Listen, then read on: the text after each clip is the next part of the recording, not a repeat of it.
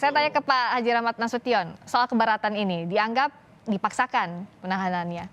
Di kami dari masyarakat adat prinsipnya menyerahkan sepenuhnya kepada Polri untuk menangani hal tersebut, dan kalau memang dari pihak kuasa hukum, saudara EM beserta seluruhnya, ya kan ada jalur-jalur hukumnya, ada pra peradilan segala macam, ya silahkan dijalankan proses itu gitu. Jadi sehingga kita tidak berpolemik, tidak juga berargumentasi menurut asumsi dan persepsi kita atau juga menurut keinginan kita gitu. Tapi ini menurut prosedur hukum gitu. Jadi persilahkan saja, kami masyarakat adat tetap mengawal hal tersebut sampai nantinya sesuai harapan kita gitu. Harapan pernyataan sikap dari masyarakat suku bangsa Dayak yang ada di Kalimantan. Kalau dianggap nuansanya politis, Pak Rahmat?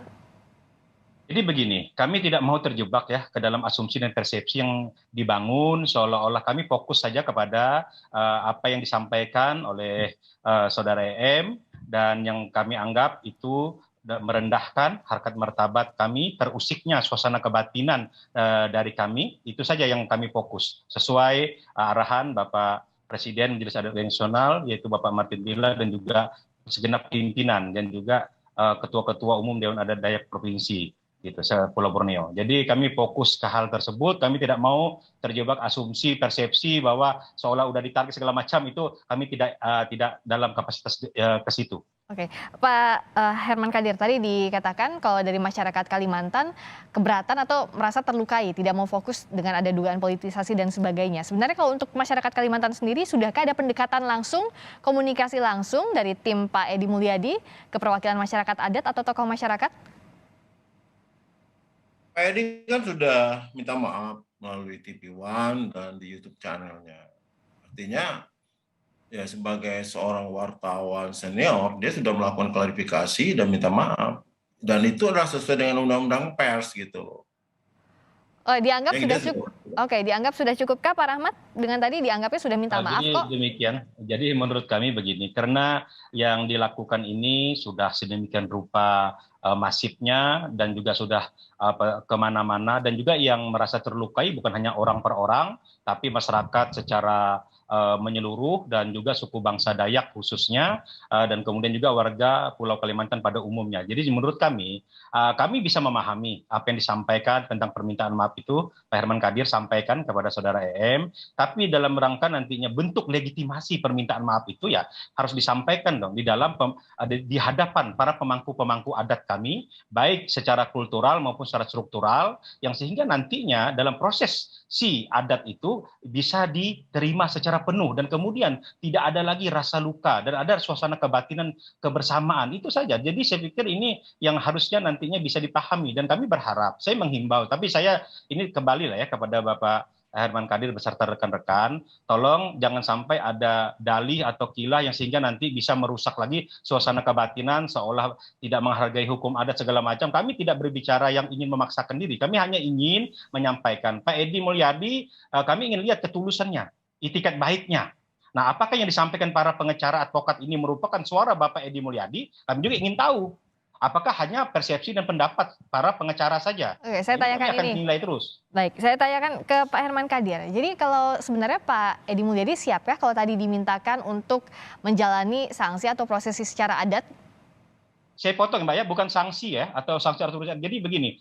Prosesi secara adat berarti atau yang dimintakan? Jadi ya bukan sanksi ya, prosesi adat. Jadi dalam artian beliau sudah menyatakan secara verbal, lewat YouTube, lewat kemarin juga saat di Mabes Polri, itu secara terbuka. Ini kan kita ingin lihat ketulusan itikat baiknya. Nah, jadi itikat baik ini di depan langsung pemangku adat begitu ya prosesinya. Nah soal prosesi ini, betul. Apakah? Nah, jadi tapi ini terang saja Mbak ya, ini kan akan dikonsolidasi oleh Majelis Adat Dayak Nasional. Karena begini juga, kami ini suku Dayaknya sangat besar gitu, 405 subsuku. Jadi kami harus tidak bisa yang selalu serampangan. Kami akan konsolidasi lah agar ini dapat dipahami. Jadi menengahi begitu ya, Pak siap. Rahmat. Silakan Pak Herman Kadir, siapkan untuk menjalani prosesi ini secara adat. Kalau ini Pak, saya nggak bisa komen karena nanti saya ngomong Pak Edi dulu, nanti saya mengarang-arang cerita pula. Biar Pak Edi langsung yang bicara lah nanti. Ya kalau masalah apa ini harus datang ke sana, datang ke sini. Saya nggak bisa berani karena Pak Edi nggak boleh saya mewakili beliau untuk urusan-urusan adat ini gitu. Oke, tapi belum pernah dibicarakan. Biar dia Belum langsung yang bicara. Kalau saya masalah hukumnya aja, Mbak. Artinya saya sebagai lawyer bicara masalah hukum saja, sebatas masalah hukum saja. Tapi kalau soal sudah hukum adat ini, itu kewenangan ada pada Pak Edi gitu. Nah, Oke, itu Mbak, Pak Rahmat. itu Mbak mungkin sedikit yang ingin kami tegaskan. Jadi kami ini terus terang saja, segenap suku masyarakat bangsa Dayak dan juga Pulau Kalimantan ini memantau. Jadi apa yang diomongkan, apa yang dibicarakan oleh para pengacara ini akan kami catat terus. Jadi sehingga ini menjadi satu rentetan yang akan menjadi bentuk penilaian kami. Apakah ini saudara Edi yang menyampaikan atau hanya persepsi pengacara? Ini juga nanti penting kami klarifikasi. Karena apa? Kami ingin mengetahui ada tidak ketulusan, itikat baiknya, atau hanya cuma di mulut saja. Nah kan ini kan satu hal. Ini jadi terus terang saja ya. Ini saya menyampaikan ini para pemangku-pemangku adat secara kultural di garis bawah, di grassroots akar rumput. Ini masih dalam artian itu ya kita masih tolong sementara percayakan kepada kita untuk ini. Tapi insya Allah saya bilang ini akan berjalan. Tapi kalau melihat gelagat yang nantinya banyak dalih, banyak kilah ya saya terus terang saja. Ya jadi nanti seiring waktu lah kita akan melihat sampai proses ini berjalan begitu. Oke, jadi kalau dari pihak masyarakat adat memantau proses hukum dan menantikan prosesi adat, tapi kalau dari pengacara fokusnya ke proses hukum sekarang. Nah sekarang berikutnya apa yang akan dijalani Pak Edi Mulyadi? Hari Rabu besok diperiksa kembali sebagai tersangka begitu?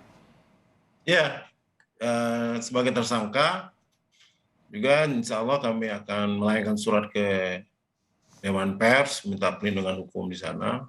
Karena persoalan hukumnya adalah masalah Pak Edi sebagai seorang wartawan senior gitu. Artinya produk-produk hukum dan pertanyaan-pertanyaan yang kemarin dari 1 sampai 30 pertanyaan yang di BAP kemarin itu adalah produk jurnalistik semua. Makanya kami akan kirim surat besok ke Dewan Pers. Dan sekali lagi ditegaskan produk jurnalistik itu bisa dipertanggungjawabkan begitu dan akan disampaikan ke pihak kepolisian? Ke Dewan Pers. Oke. Kami akan kirim surat. Tapi ini sudah disampaikan ke pihak penyidik belum, pada saat besok kami akan nyampaikan setelah ketemu Pak Edi, nanti mendampingin Pak Edi, habis itu nanti ada tim saya yang akan mengirim surat ke Dewan Pers. Oke. Bukti-buktinya selain video itu apakah ada yang dipunyai tim kuasa hukum untuk membuktikan bahwa kalau dari pihak pengacara kan mengatakan bahwa itu tidak ada maksud untuk menyakiti? Iya betul. Kami tidak ada pernah bicara masyarakat Dayak kok, nggak ada. Nggak pernah, Pak Edi nggak pernah nyinggung-nyinggung masyarakat Dayak kok di situ. Hanya tempat jin buang anak aja. Itu aja. Oke. Yang ribut kan sekarang masyarakat Dayaknya yang ribut. Pak Edi satu kata pun tidak pernah nyebut nama masyarakat Dayak. Ya, saya boleh Pak Rahmat silakan.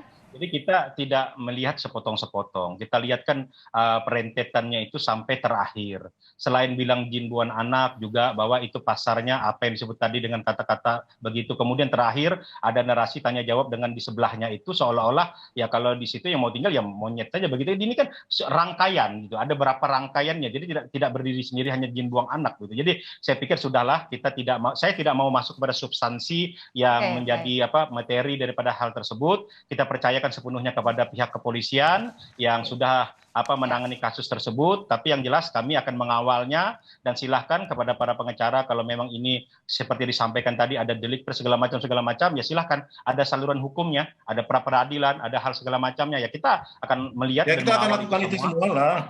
Dan yang paling penting kami hanya ingin menunggu ketulusan dan itikat baik saja. Dan kalau itu nanti seiring waktu kami lihat juga dari masyarakat suku bangsa Dayak dan yang lainnya baik tingkah pembicaraan para pengacaranya maupun saudara Mulyadi ya kami akan catat terus. Sekarang kita akan ikuti proses hukum yang berjalan di kepolisian besok. Ngancam lah, bahasa ngancam-ngancam apa? Ya, tidak ada kita mengancam Pak ya. Saya hanya mengingatkan saja. Nggak bagus tuh Mas. Ya, kita hanya mengingatkan baik aja. Apalagi namanya Rana Sucian Tamka. Kok ngaku orang Dayak? Itu sopan-sopan. Woi, Bapak belum tahu. Datang Bapak. Datang sama saya. Orang ngomong nggak ada ngancam-ngancam orang Dayak. Nah inilah Bapak belum jauh mainnya Pak. Ya, jangan mempertanyakan suku orang Bapak. Ya, nggak mungkin saya ditunjuk jadi juru bicara. Oke, baik. Sekarang kita ikuti proses hukumnya yang akan berlangsung besok juga akan diperiksa kembali oleh pihak kepolisian. Terima kasih Pak Herman Kadir, terima kasih Pak Haji Rahmat Nasution. Salam hormat Pak Herman Kadir ya.